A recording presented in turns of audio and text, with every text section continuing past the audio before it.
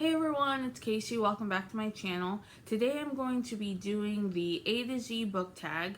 I originally just saw Peter Likes Books do this and it seemed like a really neat tag to do, so I'm going to do it. It was originally done by a blog called Perpetual Page Turner, which I'll link below.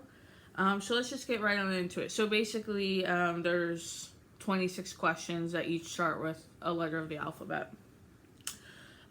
So A is author you've read the most books from. This would be Sarah Dessen. I've read every single one of her books. She has either 13 or 14 out, so I've read every one of them and enjoyed them all.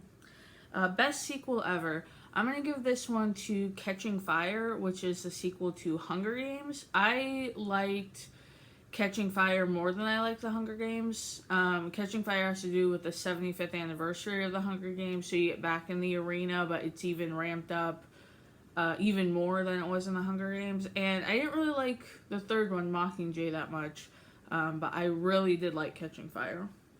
Currently reading. I'm not currently reading anything right now. I'm in between books. I just got done finishing like 3 books, like nonfiction books about tornadoes, and then I tried to transition back into reading a fiction book. I started The Raven Kings or The Raven Boys on audiobook, and I didn't like it. So I'm actually going to go to the library and get more books about tornadoes, because that's what I'm like really want to read about right now. So I'm not reading anything right now. D, drink of your choice while reading. Dr. Pepper, it's my drink of choice in life. I love Dr. Pepper. E-reader or physical book? Probably physical book. That's what I have the most of. But if it's significantly cheaper to get the ebook of a book, then I'll get that. Sometimes ebooks are like way cheaper than getting the actual book, so I'll do that. Fictional character you probably would have actually dated in high school. I'm going to say Henry from The Art of Fielding. Is that what it's called? Yeah, The Art of Fielding. He's a sports guy, which I always like sporty guys, and then he's also like kind of smart and nerdy, which I also liked. So I would pick him. G, glad you gave this book a chance. I would say Pride and Prejudice. I did not want to read that. I read it earlier this year with my mom, and I was kind of not looking forward to reading it, and I turned out to really like it. I kind of want to read Persuasion now, because I just saw that they're doing a Persuasion retelling. I'm sure it's not the only one that existed, but one just came out. And obviously I'm not going to read the retelling before I read the actual book. So I may sometime this year pick up Persuasion, but I don't know. H, Hidden Gem book. This one I would have to say Tomorrow When the War Began by John Marsden.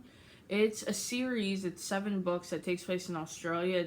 It's like huge in Australia, but I never really hear people talk about it here. And so it's a series of books about these kids that go camping one weekend, and when they come out, they find out that Australia and their town has been taken over by this nameless enemy. And so like part of the first book especially is a struggle of what are they going to do? Are they going to fight back? Like that kind of stuff.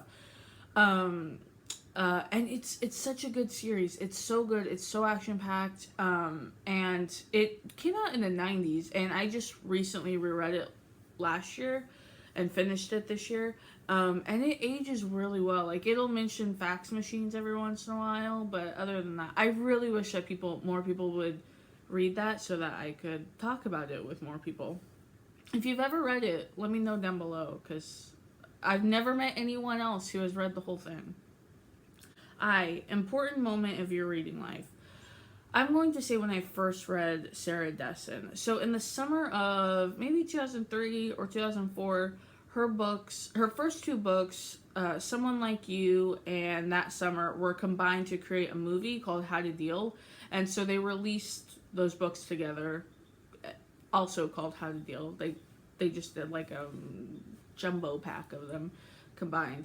And I read those books this one summer. It was the summer I was 16, and it was like a really pivotal summer in my life.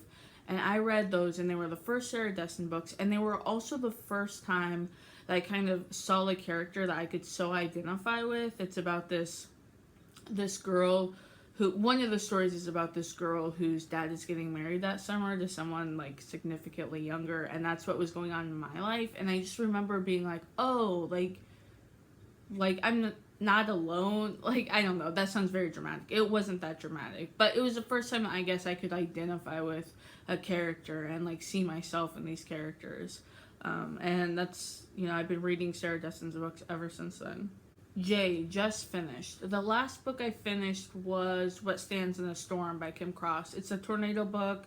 It's what I think it's really hard to transition from nonfiction to fiction like rapidly. Like I kind of need to decrease, especially because I haven't read nonfiction in a long time, and now I'm kind of getting an appetite for it more, because that's like exclusively what I used to read a couple years ago.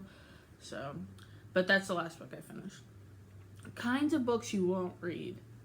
A fantasy, like high fantasy, but even just like slight fantasy. Like I currently have Six of Crows and Crooked Kingdom on my like shelf. Like I bought the books, and because they're so hyped on BookTube, but they're like fantasy books. Like I don't. It's kind of that thing. Like I want to read them because everyone else has, but also like those books aren't something that generally interests me. So, I don't know when I'll get to them, or if I even will. Longest book you've read? I would say maybe The Art of Fielding. I think it's like over 500 pages. Some of Morgan Matson's are over 500 pages. I would say somewhere around there. I don't think I've ever read like an 800 or 900 page book. Maybe one of the Harry Potters. I'm not sure. It's about like 500 to 600 pages. I think is the longest book I've ever read.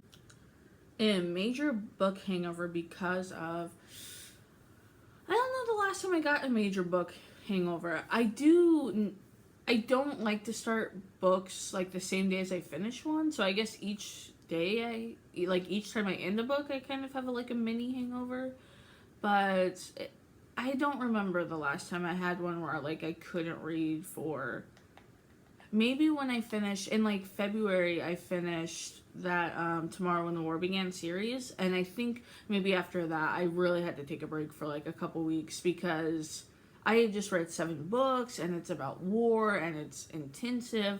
So yeah, those books when they're like super intense, I do have to take a break and I can't read them back to back. It's too much.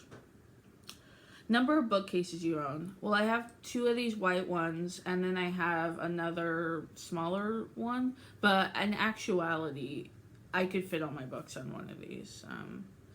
So, one book you have read multiple times. Night of the Twisters. That's probably, I don't know how many times I've read it, but I first read it as a child, and I reread it maybe 2 or 3 years ago, and I just recently bought it again to like reread. So that's, I probably read it 5 or 6 times. I love that book. P, preferred place to read. My couch, definitely. I will sometimes read in my bed, but I don't like to. I prefer to read on my couch. Q is a quote that inspires you or gives you all the feels from a book. This one was hard because I don't really remember quotes from books. I don't generally remember like exact quotes. Like I don't know. I don't have any. Like I like quotes, but they're not from books, so I don't have one. That's a fail. R, reading regrets. Definitely the Selection series. I read that I think in July. My dates are getting all messed up right now, but I hated that series. I read the first 3, which is like the core series, and then I think there's 2 that are an offshoot that focus on the children of the main characters in the first one. I didn't read those 2. I read the core series. I listened to it on audiobook. It was terrible. I hated it. I don't know why I read it. Series you started and need to finish. I don't read a ton of series, so when I do, I finish it. So I don't really have a series that I'm in the middle of right now. I think if I've read the first book of it, I've read the whole series, so I don't have one. 3 of your all-time favorite books. Of Mice and Men, Night of the Twisters, And then this one I kind of feel is a cheat. To Kill a Mockingbird. I've only read To Kill a Mockingbird once, and I've read the other two, Night of the Twisters and Of Mice and Men, multiple times. So I don't know if To Kill a Mockingbird I can really say it's one of my favorite books, but I loved it. I read it when I was like 25 or something, so I was significantly older, and I love that book. I need to reread it sometime, but we'll put it in as one of my all-time favorites. You, Unapologetic Fangirl 4. Definitely Harry Potter. I know some people get embarrassed or some people don't like Harry Potter. Whatever. I love Harry Potter. Those books were pivotal in my life and they are so good, and I just want to own everything by Harry that's Harry Potter related. I love it. Love it. V, very excited for this release. Definitely Wonder Woman by Lee Bardugo. It comes out, I think, on the 29th of August. I've already pre-ordered it. I pre-ordered the signed copy. I am so excited to read that book. I love the movie. I cannot wait for it. Cannot wait for it. W, worst bookish habit. I don't go to the library a ton. I'm actually going today after I film this to get more books about tornadoes, but in general, like, I don't go to the library a lot. I get my audiobooks from the library, but that doesn't involve actually going in. That's using an app. So that's my worst habit. I'm trying to break it. I'm trying to stay strong, save some money, and go to the library. X marks the spot. Start at the top left of your shelf and pick the 27th book. So I already did this. And it was A Monster Calls by Patrick Ness. I just recently got this. I'm gonna save it for October because it's kind of seems like a Halloween-y read. But yeah, I'm super excited to read this. I've heard it's so good. Yeah, and it's beautiful. It's got like really neat art in it and stuff. Yeah, I'm super excited to read this. And then after I see this, I'm obviously gonna watch the movie, obviously. Your latest book purchase. I also got this one. This is My Favorite Thing is Monsters by Emil Ferris. It's a graphic novel. It'll be my first graphic novel. This thing was like $30. Excuse me. But I'm going to use it for, I have a specific video in mind for this. I think it's going to work great for. And this also got rave reviews from someone I watch. I forget their names, but I'll leave it linked below. Yeah, but so it's like I said, it's a graphic novel. It's gotten like rave reviews on Amazon, and the art's cool. It's like a notebook style. I don't know. It seems kind of scary, but it's gonna go great for the video I have in mind. Hopefully, I like it because it was $30. And lastly is Z Snatcher book, the last book that kept you up way too late. This one was really hard for me to remember. I think it was Fangirl. And I read that maybe like April or May. It was before I had a booktube channel. And I do remember like being sucked into that and reading it late. But I can't really remember. But anyways, that was my A to Z tag. If you've done this video, let me know down below and I'll go check it out. But yeah, thanks for watching and please subscribe and have a great weekend.